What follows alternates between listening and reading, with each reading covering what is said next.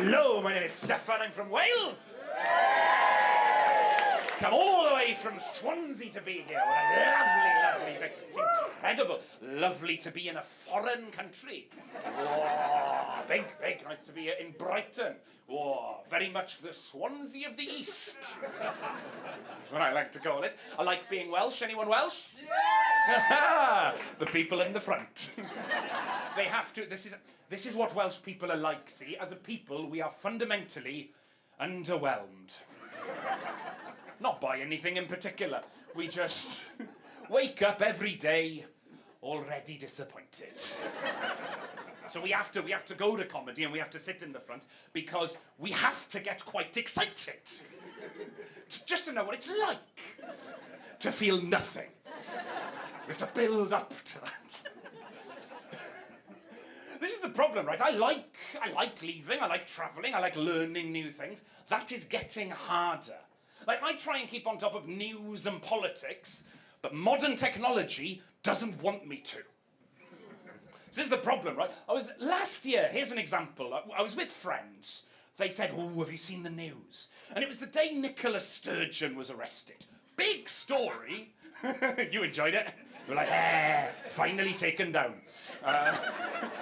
But in the Scottish accent, I imagine you have. Big news, big story. I didn't know it, even though I had checked the news. But the mistake I made was I checked the news on my phone. And my phone doesn't give me the news I want. It gives me the news it thinks I want. Just sort of guesses, algorithms. So on the day of the arrest of Nicola Sturgeon, this was the top story recommended to me. If Wales bans artificial lawns,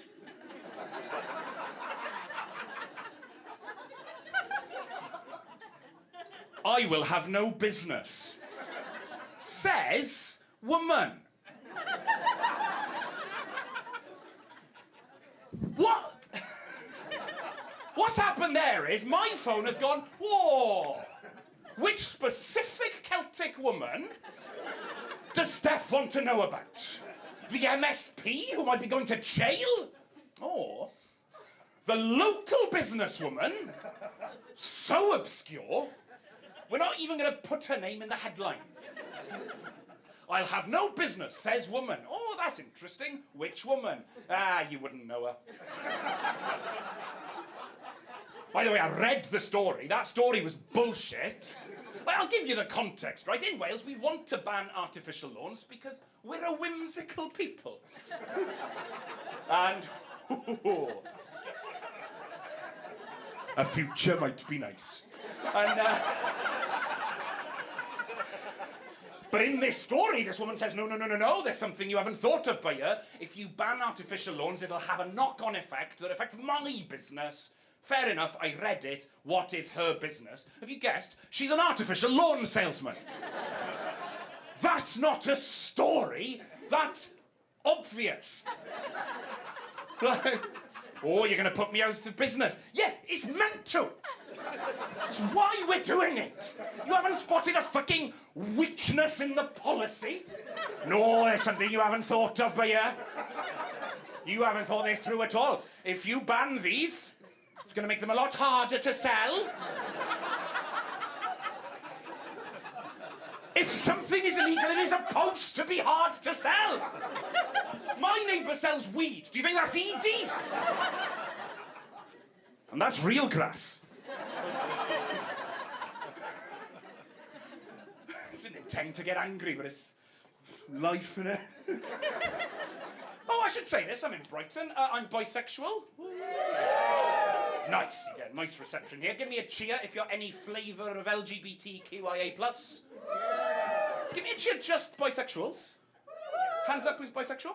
This is my question, did you always know, or no? No, yeah, like, me too. I was quite late coming out, even though, looking back, it was fucking obvious. Like, everyone else knew. My favourite band is Steps. That is not the favourite band of a straight man, nor of a gay man. It's like exactly bisexual. Second favourite, S Club 7. You've got to be attracted to both genders. Like, you can't. My favourite band is Steps. My favourite TV show's Glee. And all my life, I've been attracted to both men and women. So the signs were there. This is the problem, right? Give me a cheer who's straight. I'll tell you what I love. It's the delay. I ask who's queer, people are cheering before I finish the sentence. Who's straight? And it's all you going, oh shit, yeah. It's not a sexuality, it's not an identity, is it? Like straight is just forgetting to fill in the form. I don't know. It's just the default option if you haven't asked for something else. Like vanilla ice cream, or being English. I think I'm scared of you, I've said that in Kensington.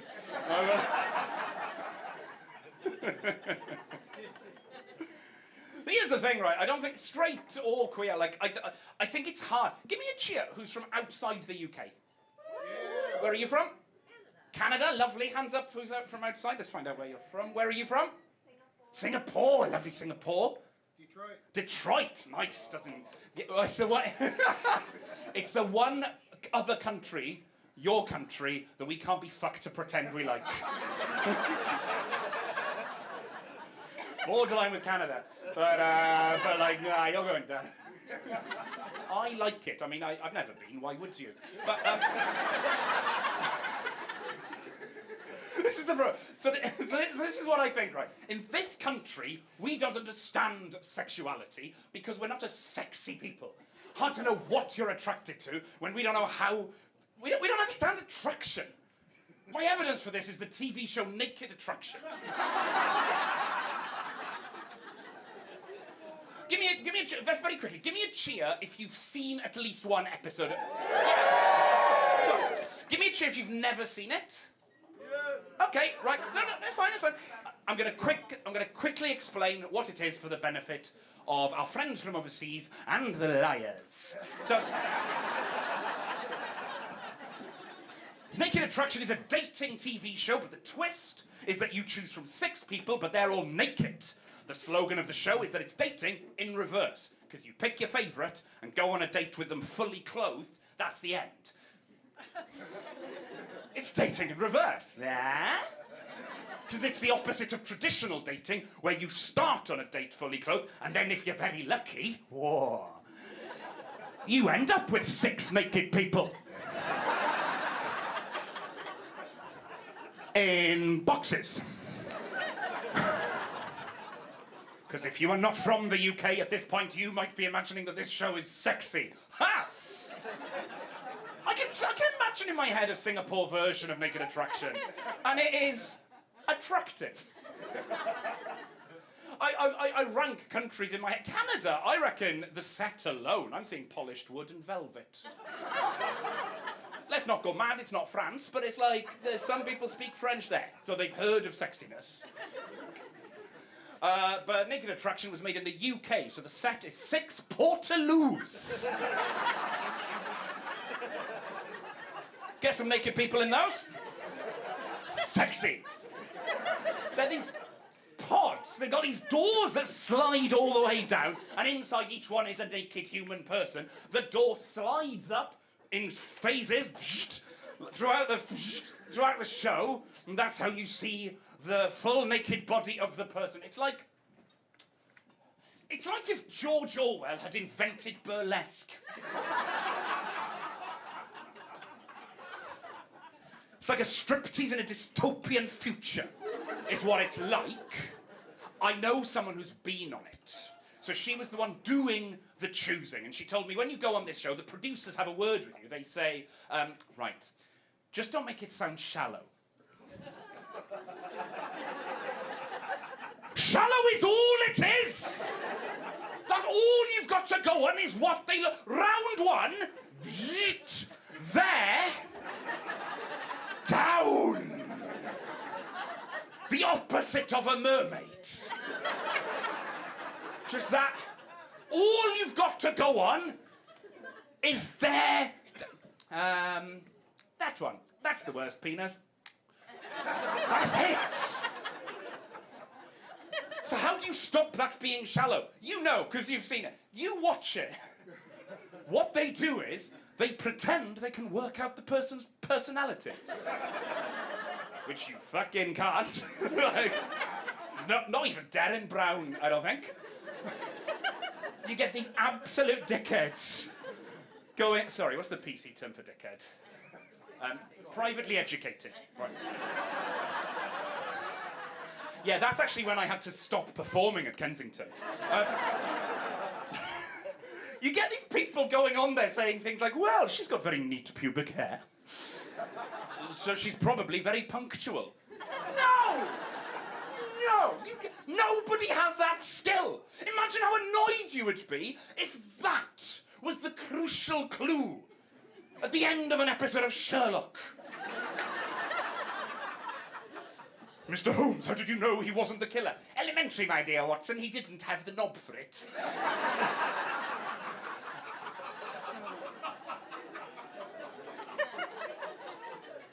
Here's the other thing I hate about that show. If I went on it, I would want a variety pack of different options. I'm not attracted to one type. I want a little bit of everything, right?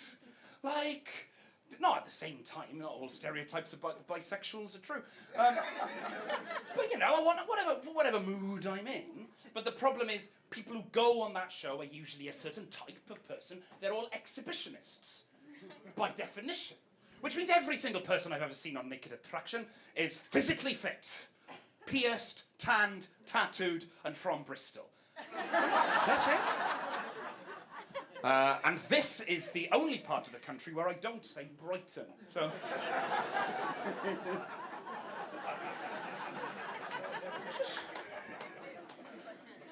just for fun. Give me a cheer if you've been on Naked Attraction. Worth a try, isn't it? Did that work before? Did that work? That's the first time I've... Someone say yes. That's the first time I've ever asked that. But I did have someone come up. This is the thing, people sometimes come up to me after gigs. That's how I met the person who'd been on it. It's sort of weird, isn't it? Because part of you thinks, oh, if someone I know is on that show, I'd like to see them. But the problem is you have to sit through it, and it's quite long. And you think, yeah, but you get to see a lot of genitals. You'd be surprised how unsexy that is. I'm getting older. Give me a cheer if you're getting older. Whoa, we got so much in common. Here's a sign of aging I did not expect. My eyes have stopped producing moisture. Put your hands up if that condition affects you. 1, 2, 3. Couple over here. So that's about 6 out of 200 people. Were you one of the, was it both of you? Did anyone warn you that could happen? They don't fucking tell you! No one tells you! People are obsessed with my hair. You'll lose your hair. It'll go grey. I don't care. That doesn't affect me. I've got the eyes of a fucking gecko. And loads of people have this. Do you have the... Like, you go to Boots, there's a big shelf full of what I can only describe as pots of artificial eyeball juice. Right, there's loads of them. Who's buying all them? This is clearly that's a condition that exists. No one tells you, no one warns you. When I blink now, that is just for fun. The honest reason that I still blink is because if I don't, you get upset. Freaks you out. I was in Morrison's the other day, and they played that song, Dry Your Eyes, Mate. Shut up. I can't. I don't need to. If I want to have a good cry, I've got to spray it on. My friend said to me, Steph, technically that's a disability. Okay. Not in any way that helps. I don't think that makes me an advocate for the disability community. I don't think it means I get to park closer to the Morrisons. Popping out of the car going, it's fine, guys, I've got dry eyes. Or the medical term, dry balls, of course.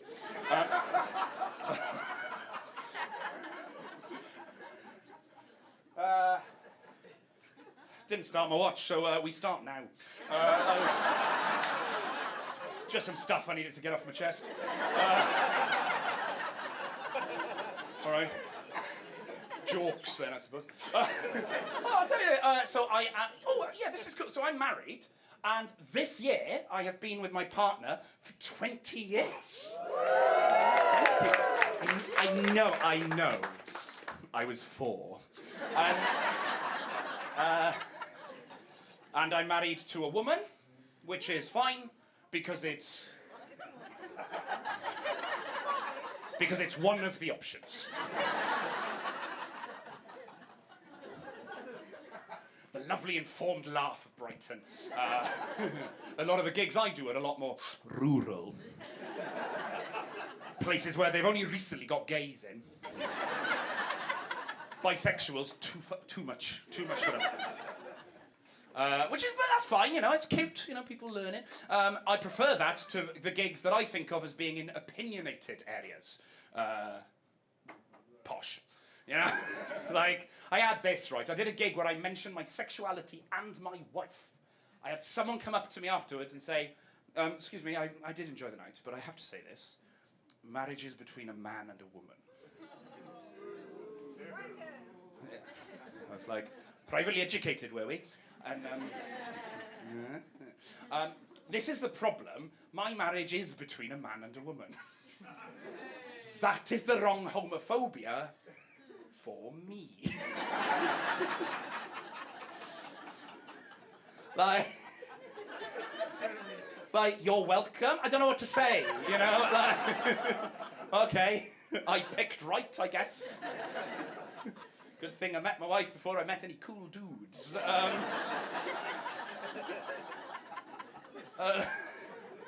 She was like, well, this is it. I was like, if you want to be my friend, like, my marriage is the one thing you can't have a go at. Like, stay out my browsing history, we'll be friends. It's the only place that... Ooh, that's interesting. Did that get tense? Porn is tense in this room. Okay, obviously, I'm a professional comedian. I know when there's a bit of tension and a bit of discomfort, and I move away from... I don't do that. Right, let's double down. Right, you know, if I'm assuming this is my time. I'm going to finish now, anyway. You know when you're on gay porn? Yeah, you do. Right. Tell you what I don't like. This is the one issue that I would bring to the attention of the queer community, which is what I call Brighton, is I don't like it when you're on gay... I don't know what I'm typing. Dicks. Enter. Oh, that's enough of that. Bums now. Yeah. Oh, let's get both. Right. When I'm on gay porn, I don't like it when they have the rainbow flag in the corner. Have you noticed? Yeah, you've all noticed. You've all been on there. You all know. There's always the rainbow flag on the big gay porn sites. I don't like it.